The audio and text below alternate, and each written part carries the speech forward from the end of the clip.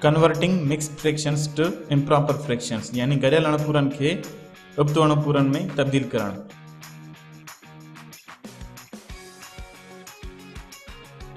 गॾियल अणपूर यानी mixed fraction खे उबतो अणपूर यानी इम्प्रॉपर फ्रैक्शन में तब्दील करण लाइ सॼो अदद खे छेद सां ज़र्ब कबो आहे।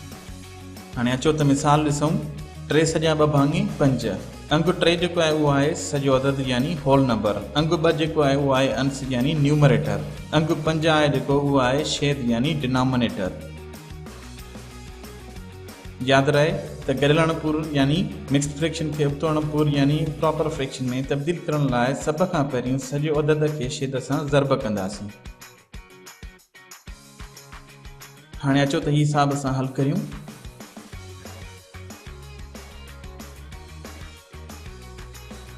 3 सॼा 2 भाङे 5। सभ खां पहिरीं असां सॼो अदद 3 खे छेद 5 सां ज़र्ब कंदासीं यानी 3 खे 5 सां ज़र्ब कंदासीं।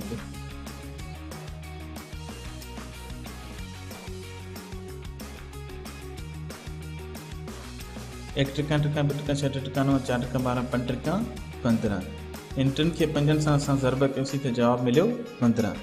हाणे असां ज़र्ब जे जवाब 15 सां अंश 2 खे जोड़ कंदासीं।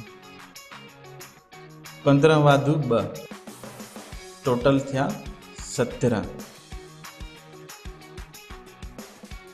जोड़ करण खां पोइ असांखे जवाब मिलियो 17। हाणे असां जोड़ जे जवाब 17 खे अणपूर जे जवाब में अंश जी जॻह ते रखंदासीं ऐं छेद हमेशा साॻियो ई रहंदो आहे, तंहिं करे छेद 5 साॻियो ई रखंदासीं। जवाब आहे 17 भाङे 5। हाणे अचो त हिकु दफ़ो ॿीहर हिसाब हल करियूं। 1 सॼो 3 भाङे 5। सभ खां पहिरियों असां सॼो अदद 1 खे छेद 5 सां ज़र्ब कंदासीं यानी 1 खे 5 सां ज़र्ब कंदासीं। जॾहिं बि असां 1 जो खोड़ो हणंदा आहियूं कंहिं बि अंग ते त उहो असांजो अंग साॻियो ई रहंदो आहे यानी जवाब साॻियो रहंदा आहे। 1 5 ऐं 5 जवाब मिलियो 5। हाणे असां ज़र्ब जे जवाब 5 सां अंश 3 खे जोड़ कंदासीं। 5 वाधू 3 टोटल जवाब थियो 8। 5 ऐं 3 टोटल थिया 8। हाणे असां जोड़ जे जवाब 8 खे अणपूर जे जवाब में अंश जी जॻह ते रखंदासीं ऐं छेद हमेशा साॻियो रहंदो आहे, तंहिं करे छेद 5 जवाब में साॻियो ई रखंदासीं। जवाब आहे 8 भाङे 5।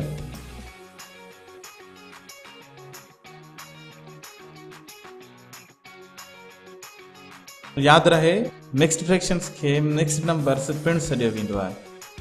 अव्हांखे मां कुझु हिसाब ॾियां थो, उहे तव्हां हींअर ई हल करियो। 2 सॼा 2 भाङे 7, 11 सॼा 2 भाङे 3, 9 सॼा 8 भाङे 15, 12 सॼा 10 भाङे 13।